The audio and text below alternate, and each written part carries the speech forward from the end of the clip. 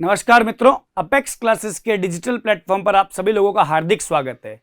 Video के इस भाग से हम लोग मानव कार्यकी का एक नया अध्याय डिस्कस करने जा रहे हैं, जिसका नाम है मानव रक्त परिसंचरण तंत्र। रक्त परिसंचरण तंत्र के बारे में डिस्कस करने से पहले बता दूं, इससे पहले मैंने आपको श्वसन तंत्र पूर्ण रूप से एक्सप्लेन कर दिया है, पूर्ण व्याख्या कर दी है।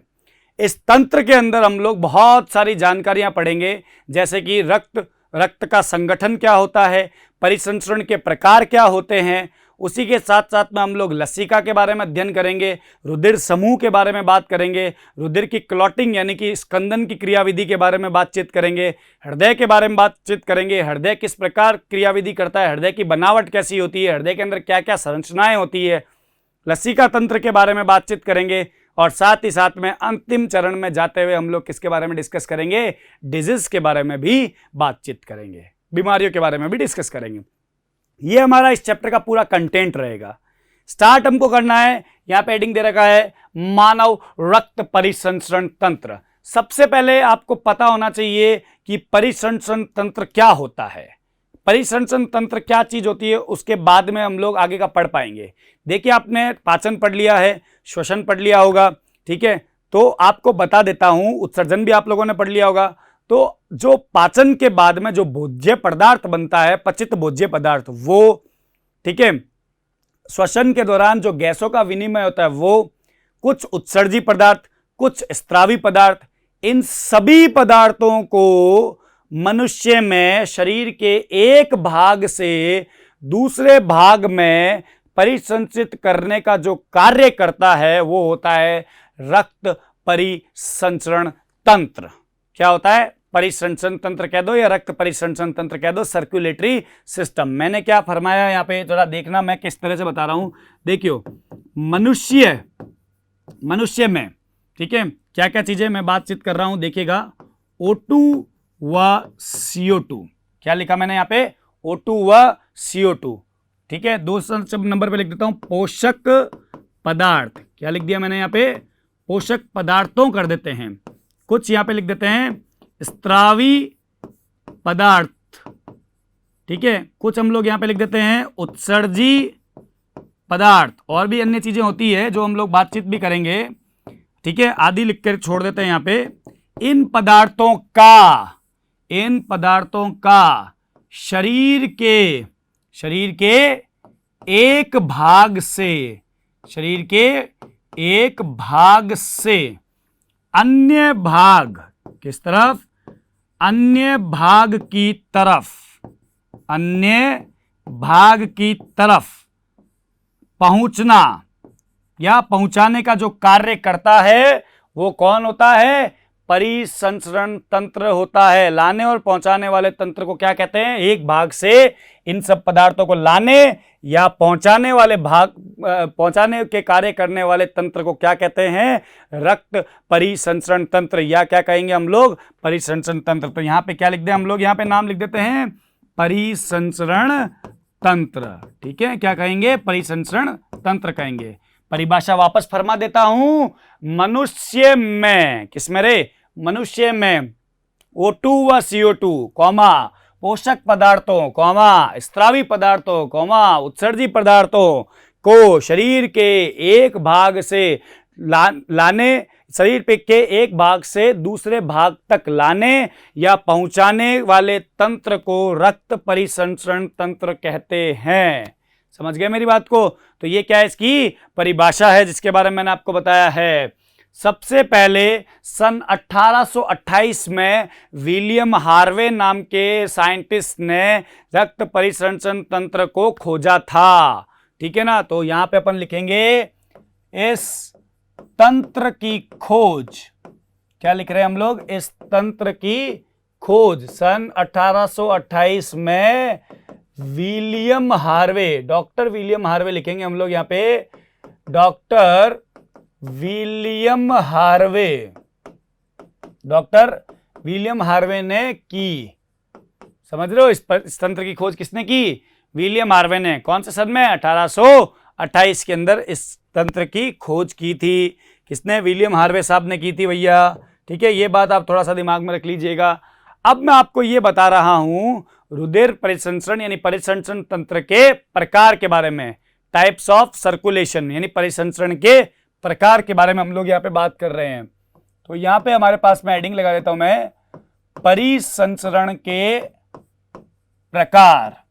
ठीक है, क्या आ जाएगा, परिसंचरण के प्रकार आ जाएंगे। यहां पे देखिएगा, परिसंचरण के प्रकार की बात कर रहा हूं, टाइप्स ऑफ सर्कुलेशन बोलते हैं इसको अंग्रेजी भाषा के अंदर। जब कोई भी प्रकार की बात की जाती है तो कोई ना कोई आधार आवश्यक होता है। उस आधार पर हम लोग क्या करते हैं, किसी भी चीज को डिवाइड करते हैं या किसी भी चीज को या किसी प्रकार के बारे में स्टडी करते हैं। ठीक है ना। तो यहां पे हमारे पास में आधार होगा जो हमारे पास में दे रखा है कि परिसंचरण तंत्र के प्रकार में सबसे पहले किसके आधार पे होगा कि परिसंचरण किस स्थान पे हो रहा है, उस आधार पर, परिसंचरण के स्थान के आधार पर। ठीक है, तो यहां पे हम लोग पहले क्या लिख देंगे, परिसंचरण के, क्या लिख रहा हूं मैं, देखिएगा, परिसंचरण के स्थान के आधार पर। ठीक है, परिसंचरण के स्थान के आधार पर हम लोग क्या कर रहे हैं, परिसंचरण के प्रकार पढ़ना चाह रहे हैं। ठीक है, कि परिसंचरण कहां होता है, उसके आधार पर हम लोग इसको परिसंचरण को दो पार्ट में डिवाइड करते हैं। पहला होता है अंतःकोशिकीय परिसंचरण। तो पहला प्रकार का नाम यहां पे लिख देता हूं मैं, आपके पास में क्या आ जाएगा, अंतःकोशिकीय परिसंचरण। ठीक है, जिसको अंग्रेजी में बोलते हैं इंटरसेल्युलर सर्कुलेशन। ठीक है ना, ये हमेशा कोशिका के अंदर होता है, बाहर नहीं होगा, ध्यान रखिएगा। कहां होगा, कोशिका के अंदर, कोशिका के अंदर की ओर होगा ये। तो ये बात आप दिमाग में रखिएगा। 2 नंबर पे जो परिसंचरण का प्रकार होता है वो होता है बाह्य, यानी कि पहले कौन सा था, अंतःकोशिकीय, दूसरा कौन सा होगा, बाह्य कोशिकीय परिसंचरण। यहां पे लिख देता हूं, बाह्य कोशिकीय परिसंचरण। समझ रहे मेरी बात को। तो यहां पे आपके पास में क्या आ जाएगा, बाह्य कोशिकीय परिसंचरण, जो कहां पे होगा, सदैव रुधिर की नलिकाओं में होगा, मतलब कोशिका के बाहर और रुधिर वाहिनियों में। तो इसको लिखेंगे अपन क्या, कोशिका के बाहर और कहां हो जाएगा, रुधिर वाहिनियों में होगा। किसमें होगा, रुधिर वाहिनियों में होगा। ध्यान रखिएगा इस चीज को, कोशिका के बाहर रुधिर वाहिनियों में होगा। वो कौन होगा, बाह्य कोशिकीय परिसंचरण होगा। ठीक है ना। रुधिर वाहिनियां आपके पास में मुख्य रूप से 3 होती है, धमनी, शिरा और केशिकाएं। ठीक है, वैसे तो और भी होती है, धमनी का बड़ा रूप महाधमनी, शिरा का बड़ा रूप महाशिरा, है ना, और धमनी का छोटा रूप धमनिकाएं, शिरा का छोटा रूप शिरिकाएं। तो काफी सारी चीजें और भी होती है जो हम लोग इस चैप्टर में आगे और डिस्कस भी करेंगे।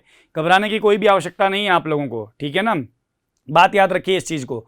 अब मैं आपके पास में, ये तो मैंने आपको बता दिया है कि 2 प्रकार, अब इन प्रकारों के बारे में हम विस्तृत रूप से थोड़ा सा देखते हैं कि इसके अंदर क्या चीज होती है। तो पहला प्रकार हम लोग यहाँ पे हेडिंग लगा रहे हैं, वो कौन सा हो जाएगा आपके पास में, अंतःकोशिकीय परिसंचरण। ठीक है, पहला क्या आ जाएगा आपके पास में, अंतःकोशिकीय या अंतःकोशिकीय परिसंचरण आ जाएगा आपके पास में ये। ठीक है, अच्छा नहीं लिखा तो अपन इसको हटा देते हैं, वापस लिख देते हैं। क्या आ जाएगा, अंतःकोशिकीय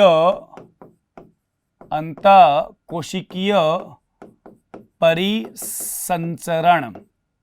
ठीक है, अंतःकोशिकीय परिसंचरण आप जानते हैं, मैं भी जानता हूं, ये कोशिका के अंदर की ओर होगा। लेकिन ये कौन से प्राणियों में होता है वो बता देता हूं। सामान्यतः एक कोशिकीय जो प्राणी है, जो निम्न एक कोशिकीय और प्राणी है, जैसे अमीबा या पैरामीशियम, उनमें ये प्रकार का परिसंचरण मिलता है। तो यहां पे पहले लिखेंगे, निम्न एक कोशिकीय जीवों में, निम्न एक कोशिकीय जीवों में, जैसे अमीबा, कौन से बा, अमीबा, पैरामीशियम आदि में क्या होता है आपके पास में, आदि में इस प्रकार का सर्कुलेशन यानी परिसंचरण पाया जाएगा। देखिए क्या होता है इसके अंदर, यहां पे वर्ड लिखा है एक कोशिकीय, अर्थात इनके शरीर में केवल एक ही कोशिका, इनका जो देह बना हुआ है वो एक ही कोशिका से बना हुआ है। मतलब इसी एक कोशिका, यह एक कोशिका सीधे सीधे वातावरण के संपर्क में होगी। तो कोई भी चीज का अगर हमको स्थानांतरण करना है, विनिमय करना है, कौन कौन सी चीज हो सकती है जो भी मैंने थोड़ी देर पहले बताई थी आप लोगों को, देखिएगा ये रही जो O2 CO2 है आपके पास में, जो पोषक पदार्थ है आपके पास में, जो स्त्रावी पदार्थ है आपके पास में, उत्सर्जी पदार्थ है आपके पास में, इन सब चीजों का जो आदान प्रदान होगा एक स्थान से दूसरे स्थान पर, वो कोशिका के अंदर ही होगा। और कोशिकाएं डायरेक्टली क्या होती है, वातावरण के इसमें क्या होती है, संपर्क में होती है। जैसे एक एग्जाम्पल ले रहा हूं, अमीबा के अंदर समझाने की कोशिश कर रहा हूं, आप लोग देखिएगा। यहां पे आपको बताता हूं कि अमीबा एक कोशिका है। मान लीजिए ये क्या बनने क्या ड्रॉ कर दिया, अमीबा को ड्रॉ कर दिया है, ठीक है। अमीबा, ये अमीबा के जो अंदर यहां पे होता है वो क्या होता है, कोशिका द्रव्य। क्या होता है, कोशिका द्रव्य होता है। अब देखिए वातावरण के तो संपर्क में है ही यही है जो मैं ऑलरेडी बता चुका हूं आपको, वातावरण के संपर्क में, बाहर वातावरण है उसके संपर्क में है। अगर इसको कोई गैसों का विनिमय करना होगा तो वातावरण से अंदर लेगी, वातावरण से मतलब अपने शरीर से बाहर त्याग देगी। लेकिन जो चीज हो रही है शरीर के अंदर, मतलब कोशिका के अंदर कोई पदार्थ का किस प्रकार से आदान प्रदान होगा वो मैं बात बता रहा हूं आपको। देखिएगा, अगर कह देते हैं कि यहां पे कोई एक पदार्थ पड़ा है, ठीक है, उसको यहां पे जाना है, कहां पे जाना है, यहां पे जाना है, ठीक है, या यहां पे कोई पदार्थ पड़ा है उसको यहां पे आना है, ठीक है, या यहां पे कोई पदार्थ पड़ा है उसको यहां आना है। तो यहां जो चीजें हैं, यानी कोई भी पदार्थ है, चाहे वो गैस हो, चाहे वो उत्सर्जी पदार्थ हो, चाहे वो स्त्रावी पदार्थ हो, चाहे वो पोषक पदार्थ हो, उसको यदि कोशिका में एक स्थान से दूसरे स्थान पे जाना है तो उसको कौन लेके जाएगा, वहां पे द्रव क्या है, वहां पे द्रव है केवल और केवल कोशिका द्रव्य। क्या है, कोशिका द्रव्य। इसका मतलब क्या हुआ कि अगर इनमें, अगर इन जीवों में इनकी कोशिका के अंदर यदि किसी पदार्थ को एक स्थान से दूसरे स्थान पे ट्रांसफर करना है, एक भाग से दूसरे भाग पे डालना है, तो जो इनका संचरण करवाएगा वो कौन करवाएगा, कोशिका द्रव्य। मतलब कोशिका द्रव्य में क्या होगा, मूवमेंट होगा, कोशिका द्रव्य में क्या होगा, गति होगी। जब कोशिका द्रव्य गति करेगा तो ये पदार्थ यहां से यहां पहुंच सकता है, ये पदार्थ यहां से यहां पहुंच सकता है, और ये पदार्थ यहां से यहां पहुंच सकता है। समझ रहे हो? तो इसमें यानी इस प्रकार के श्वसन में जो केवल कोशिका के अंदर ही होता है, उसमें कोशिका द्रव्य क्या करता है, गति करता है। और कोशिका द्रव्य जब गति करता है तो इस गति को साइक्लोसिस कहते हैं। क्या कहते हैं, साइक्लोसिस, कोशिका द्रव्य की गति। और उस कोशिका द्रव्य की गति के माध्यम से क्या होता है, कोई भी पदार्थ एक जगह से दूसरी जगह पे स्थानांतरित होता है। बात समझ में आ रही ना मेरी? यही बात मैं आपको कब से समझाना चाह रहा हूं। तो यहां पे आपके पास में बिंदु जो मेरे पास में बनेगा वो ये बनेगा, it is a cytoplasmic circulation. यह एक प्रकार का कोशिका द्रव्य परिसंचरण है। क्या है, कोशिका द्रव्य परिसंचरण है। मतलब कोशिका द्रव क्या करता है, इसके अंदर परिसंचित होता है, मतलब एक स्थान से दूसरे स्थान पे जाता है। जब कोशिका द्रव यहां से यहां पे पहुंचेगा, मतलब यहां वाला कोशिका द्रव जो है वो यहां से यहां पे पहुंच गया कोशिका द्रव, तो यहां पे जो पदार्थ थे वो भी इस कोशिका द्रव के साथ में कहां पहुंच जाएंगे, यहां पे पहुंच जाएंगे। और आगे की तरफ अगर कोशिका द्रव था वो अगर गति करके पीछे की तरफ आ रहा है तो उसके साथ में यहां से कुछ पदार्थ पीछे आने चाहिए थे, वो पीछे आ जाएंगे। अमीबा के अंदर तो एक बहुत ही जबरदस्त मैकेनिज्म होता है जिसको सोल जेल थ्योरी बोलते हैं, ठीक है ना। जो अमीबा का पार्ट है उसके अंदर आता है, ये बहुत ही इंपॉर्टेंट चीज है ये, ठीक है ना। तो ये एक प्रकार का कोशिका द्रव परिसंचरण होता है। और कोशिका द्रव के परिसंचरण को क्या कहते हैं, साइक्लोसिस कहते हैं। क्या कहते हैं इसे, साइक्लोसिस। क्या है, साइक्लोसिस कहते हैं। ये बात आपको यहाँ पे दिमाग में रखनी पड़ेगी जो मैंने आपको बताई है। ये कौन सा सर्कुलेशन है, अंतःकोशिकीय परिसंचरण। कैसा है ये, अंतःकोशिकीय परिसंचरण। अब मैं बात करता हूं वो है बाह्य कोशिकीय परिसंचरण। कौन है आपके पास में, बाह्य कोशिकीय परिसंचरण, ठीक है। एक्सटर्नल सर्कुलेशन की बात कर रहे हैं हम लोग यहाँ पे, बाह्य कोशिकीय परिसंचरण के बारे में बात कर रहा हूं मैं यहाँ पे आपके पास में।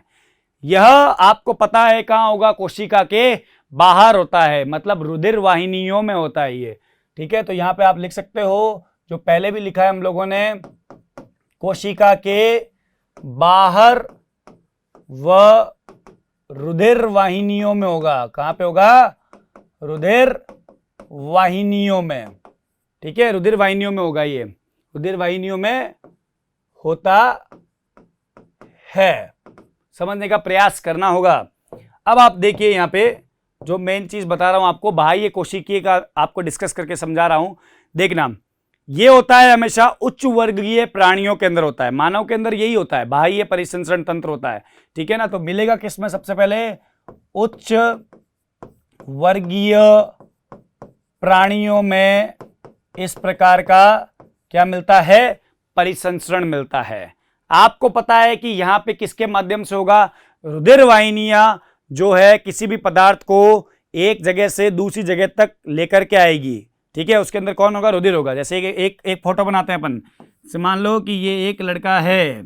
ठीक है, BOY बॉय, बॉय मने लड़का। ठीक है, तो यहाँ पे अगर अपने पास में ये बंदा है, तो अब यहाँ पे क्या चीज़ है वो समझा रहा हूँ, देखिएगा थोड़ा सा आप लोग। यहाँ पे इसको थोड़ा टोपी और पहना देते हैं, इसके चश्मा भी लगा देते हैं, इसको मुस्कुरान भी देते हैं। ठीक है, ये आपके पास में क्या है? एक बंदा है। अब यहाँ पे क्या हुआ आपके पास में?